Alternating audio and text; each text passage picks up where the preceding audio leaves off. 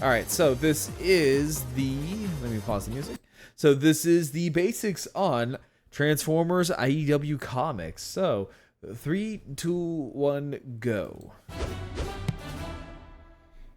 In this episode of The Basics, we're going to turn the spotlight on IDW Publishing's series of Transformers comic books.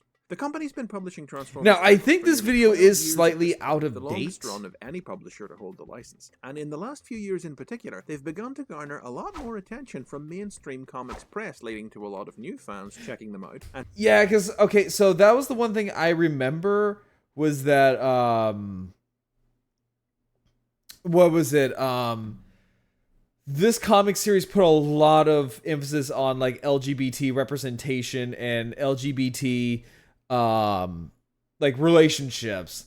So that's one of the things that really made it stand out towards the end. That and also just, like, the depiction of, like, a lot of the characters as well, so. and finding them to be a gateway to the larger Transformers universe. But over a decade's worth of comics can look pretty imposing from the outside, so this episode is going to break it down for you and give you some advice on where to start. Yeah, because it's kind of intense. Most major Transformers series, including the Beast era, the live-action movies, animated, the various cartoons and games of the Aligned continuity, and more. But those are all separate from what we're here to talk about.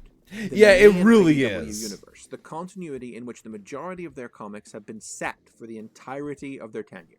The IDW Universe splits neatly into two phases, as they call them.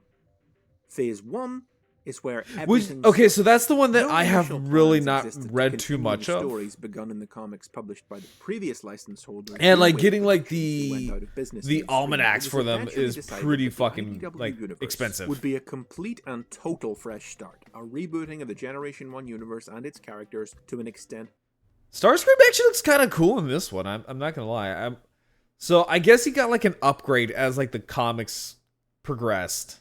That had never been seen before. He genuinely looks Comparable cool in as scope shit. and tone to Marvel Comics' Ultimate series of titles. A modernized cinematic. Well, I'm glad that you approach stopped throughout by, the Zilla. classic Thank you for backstory stopping of the by. Thank you, Autobots and thank you. Decepticons arriving on Earth 4 million years ago, and emphasized the idea of robots in disguise hiding among humanity, fighting in secret on Earth.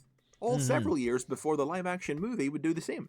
Yeah, it's so Longtime weird to Transformers think writer that, Simon like, Furman was the chief architect of this new it's so universe, weird to think, which like, took this shape thing not started in through a single 2005. ongoing comic book, but a run of continuing That's mini so series, crazy. beginning with Transformers Infiltration and continuing into Stormbringer, Escalation, Devastation, and Revelation. Together, these told the story of the Transformers' fight over Or-13, a super powerful version of Energon hidden on Earth, and the emergent twin threats of the Machination, a human organization attempting to fuse people and Transformers together. That's And creepy. the Dead So Universe. okay, so that was like so I guess that's like the IDW's version of, like, the Headmasters, because if I remember correctly, the Headmasters was a also there's no need to at me cosplay. I can see you. No need to add me. Thank you. Yeah, no, I love this. My mama did so freaking well. Hey, let me zoom out so that way you guys can see the whole thing. Yeah, so I absolutely love this model. I am getting a few updates to this as well, so I commissioned my mama, and she is making some arm folding toggles for this outfit, or yeah, for this outfit and the Zoids outfit. Yeah, no need to be sorry, dude. You're fine. Thank you. Yeah, no, like I absolutely adore this model. I was beyond happy when I finally got this thing. And this year we're going to get a couple of more models, hopefully. There we go.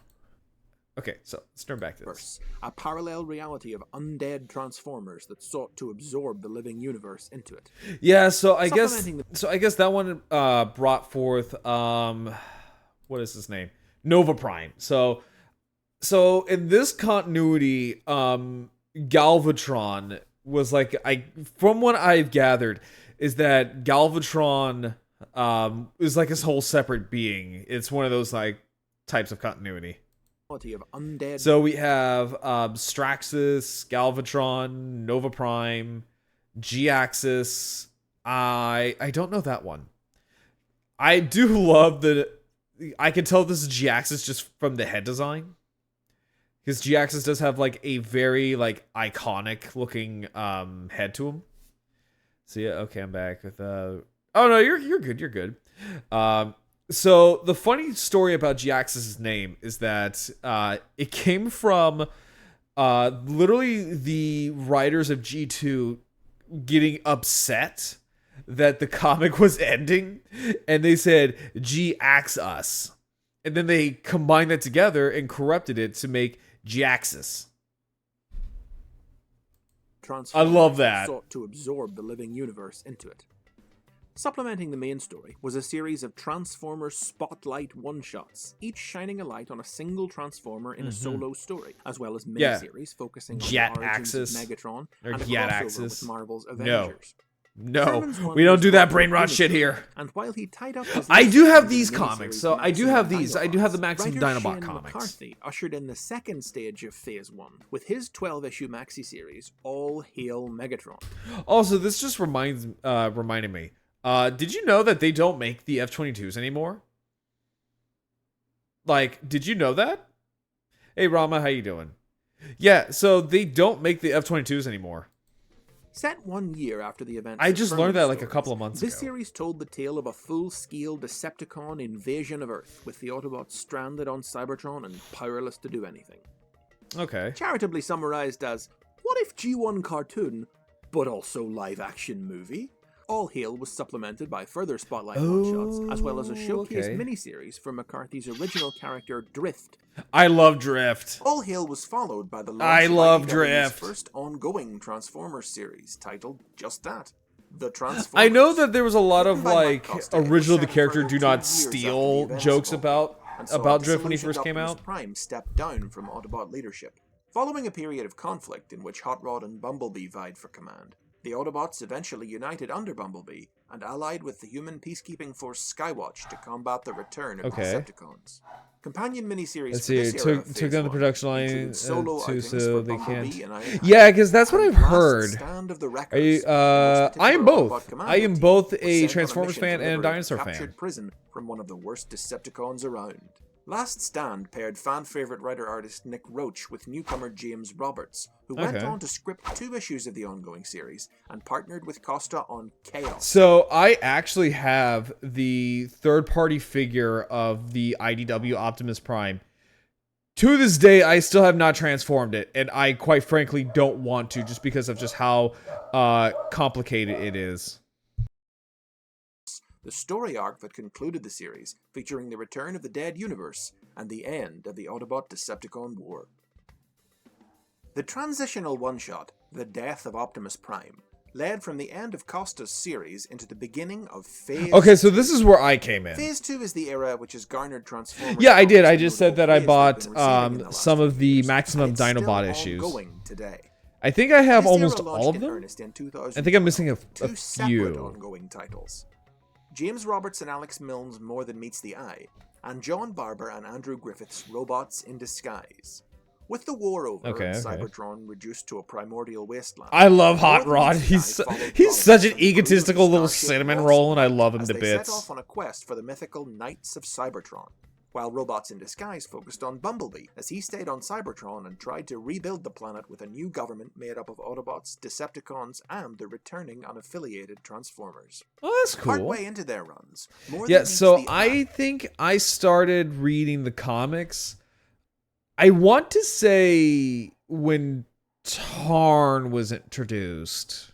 I added the repentant Megatron to its cast, now an Autobot, while Robots in Disguise was retitled The Transformers to avoid confusion with the new cartoon.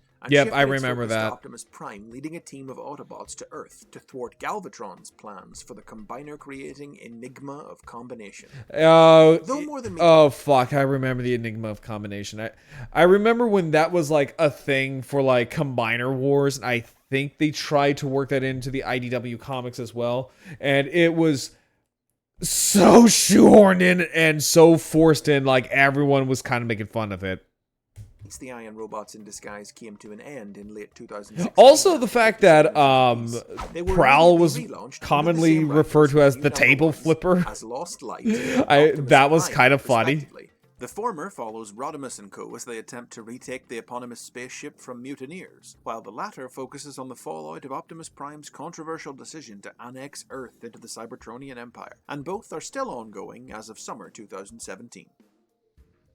The existence of 2 ongoing series in Phase 2 has allowed for several crossovers. Sorry, I'm also just often like in the form of a posing tie-in like a promotion figure of that I Transformers was using for Generations 12, photography and have included while Dark I was out in the Cybertron, snow. Combiner Wars, Titan's Return, and Revolution, with another Who's your First favorite Strike Transformers character? set for summer 2017. Honestly, The Grimlock. first of these And introduced it's actually Windbloom, kind of a tie an between original Grimlock and character Beast Wars created via Dinobot. a Hasbro fan poll, whose unique status saw her spun off into a series of limited run Excuse me titles for of a her split own, second here, all guys. written by Margaret Scott, including Windblade Volumes 1 and 2. So Windblade was kind of for me, just for so like Windblade as a character was okay at first. Like she was okay at first. But as the series kind of progressed, she kind of became more so much as like a Mary Sue-ish type character more than like an actual proper character. And like her whole developmental history is kind of sus at best. Because so if you weren't around during like this time of like when Windblade was the thing, like she was the most popular thing. She was, and I'm gonna say this with huge air quotation marks, she was a fan created character. And what I mean is that for the first time, the and again, a lot of the times I'm going to be using air quotations. So the fans got to choose what this Transformer was going to be. You had the options of Autobot Decepticon. You had the options of, what alt mode. Did you want a beast? Did you want an airplane? Did you want like XYZ? What gender did you want? Did you want it as a male? Did you want it as a female? Did you want it as, whatever? What was her origin? What are her powers? So all fine and dandy. And then her toy came out. Her toy got announced literally, I think, like a week after. I think it was like a week or two after her poll ended and she was announced. And she had like a full-fledged character drawn and comics ready to go. So it's like, that's kind of sus. Like, just so happens that her figure, her mainline figure was ready to go right out the gate as soon as like the polls were ended. It's like, interesting. Okay. Which followed events on Cybertron, as the title character matched political wits with Starscream and helped re-establish contact with the planet's many colony worlds.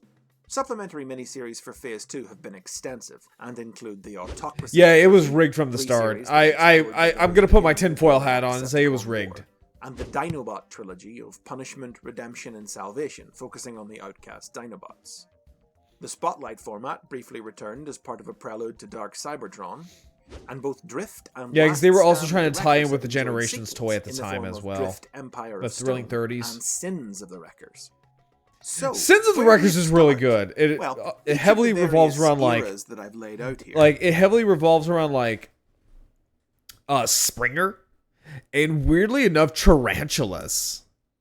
Furman's Run, McCarthy's All Hail Megatron, Costa's Ongoing, and the launch and subsequent relaunch of More Than Meets the Eye and Robots in Disguise, was designed as a soft reboot or a jumping on point where new readers could start. Yeah, so this is where if I any of came what I've on. described sounds interesting to you, they each represent a decent starting point. If you're not ready to dive headlong into these books, if you're not ready to commit to a multi-volume or ongoing storyline, if you just want a standalone read, Last Stand of the Wreckers is easily See, the I didn't get to single read most these, popular though. miniseries from the Phase 1 era, and it'll So- give you a good taste of the So I actually kind of got into the comics through a Transformers podcast, right? So back in the day, back when Grarl was a little bit of a younger Rex, I kind of got into the comics through a podcast.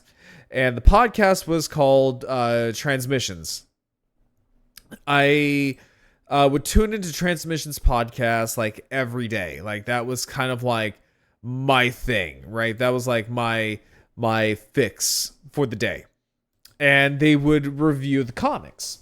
And so that's kind of like how I got into the comics was through Transmissions. And I've been kind of hooked ever since. flavor. It's of just what meets the it's eye, a as lot well of as money now introducing just to some track down characters like and I think it's like plot all points the that'll reappear almanacs in that series. have all these comics. Though a lot of Because you the can buy original them. You can individual buy trade them in paperbacks individual are comics, out of and you print. can also Almost buy all them of in like IDW's Phase 1 bulk, catalog like remains almanacs available almost. digitally, making any individual story that catches your eye easy to check out. However, some jumping on points Also, thank you for the are posture better check. than others. And if you want to dive in head first and really get dug into the IDW universe, there are only two you really need to look at. Okay. The start of Phase 1 or the start of Phase 2. As inviting as those new number ones on the cover of Lost Light and Optimus Prime might look, they really are direct continuations of the books that came before them. Yeah, because I was a If you little want to lost. experience the when I stories jumped everybody's in. raving about, start with Phase 2, beginning with More Than Meets the Eye Volume 1. If Okay. you want the whole package and full context for the characters and continuity you'll encounter in Phase 2, start with Phase 1. It sounds like I'm making light, but Yeah, it really so- is that simple. The entirety of Phase 1 See, this is what I was available talking in 8 about. Omnibus IDW collection Omnibus, there you go. hardcovers, a neat and tidy way of acquiring it all, while only about a quarter of Phase 2 has been collected in that format. But the complete More Than Meets the Eye and Robots in Disguise is See, I need available to track these down. in 10 paperback volumes each, with separate volumes for the various It's like I miniseries, love a spin-offs, lot of and these crossovers. characters. It's just I need to But catch up on the final word of comics. caution. If you're going to start with Phase Yeah, 2, no, look at all the James Transformers, Roberts Jesus. has aforementioned 2 issues from the Costa ongoing, issues 22 and 23, a 2-part story titled Chaos Theory, are required reading for the second half of More Than Meets the Eye. Oh, okay. And those are the basics on IDW. What's your favorite IDW story? Okay. So I'm going to take a quick little pee-pee break, and then afterwards we will discuss this a little bit more, and then we'll move on to